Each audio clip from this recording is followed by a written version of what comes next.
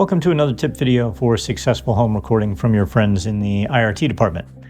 In this video, we are going to offer some suggestions for setting up your environment for better results. We assume that you've already selected a recorder, whether it's your phone or your desktop, and you've taken some time to configure those things based on our other recommendations. And so now we're going to look at the environment.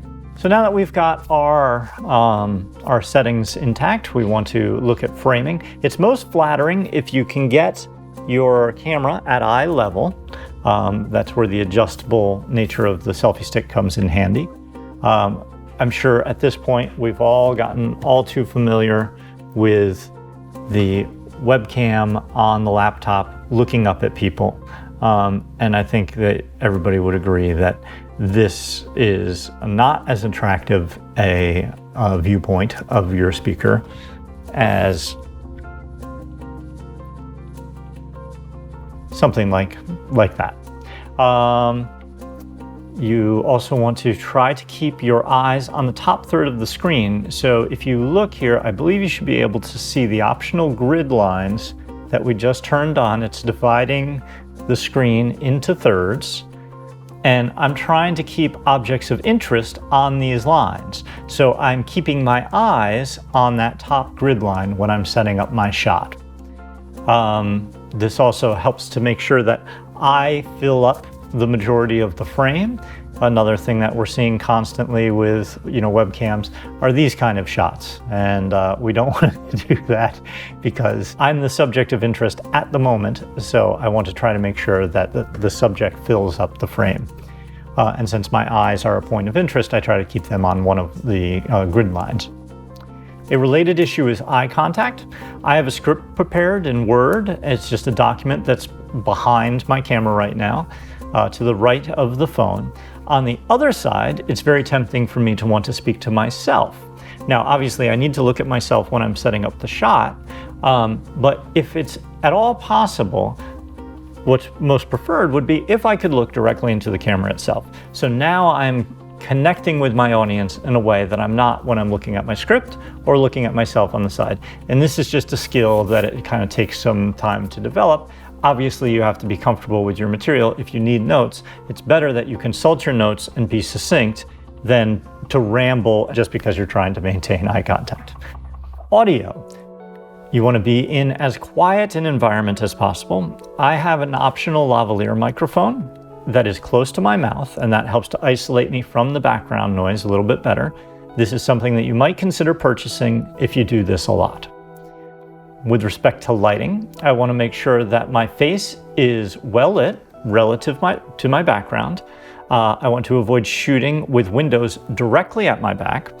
This window is on the north side of my house. It's in the shade, so it never really gets very bright. This other window is on the west side of my house, and in the afternoon it can get quite bright and cause me some trouble. There's been times that I've actually had to hang like a blanket or something here because it just spills, or I'd have to move away from this window. In addition to the natural light from my windows, I've added a desk lamp to fill in my face. So here you can get a sense of what I would look like without that desk lamp. I have a big soft light on this side, but I am quite dark. So it's really helpful for me to have this desk lamp just to help fill in my face. And in addition to that, I have a rear light coming down on me, and that just helps to separate me from the background and give me just a little bit more of a three-dimensional type of appearance. And then finally, I'm shooting against something with some depth and some interest to it. The room falls away behind me. I have some things going on back there. It's nice to have some things behind you as opposed to shooting against just a flat, blank wall if you are afforded that opportunity to have a room with some space. Probably that's a little bit more clutter than I might want to have behind me, but for the sake of just a general illustration, I think it still plays nicely. You got to get some sense that I'm not crowded in my environment. Then do take the time to prepare a detailed script. It's best that you be succinct. And then when you begin, I suggest that you press record, take a breath, smile, and then begin. So in our case, it would be I record. Hello, I'm Greg Madison. Thank you for joining us today. And then at the end, similarly, I would give my concluding remarks, smile, and I'd take a breath. Thank you so much for taking the time to join me today. So we can always trim off the space later, the extra space, if it feels too long or artificial. But what you want to avoid is the, hey, thanks so much for joining me. And then there's a rush to shut things off. So take your time, be patient. The opening and the closing are very important in terms of just establishing a rapport, a professional demeanor with your audience. At this point, I'd like to suggest that you take time to visit our YouTube channel, IRT_WPU,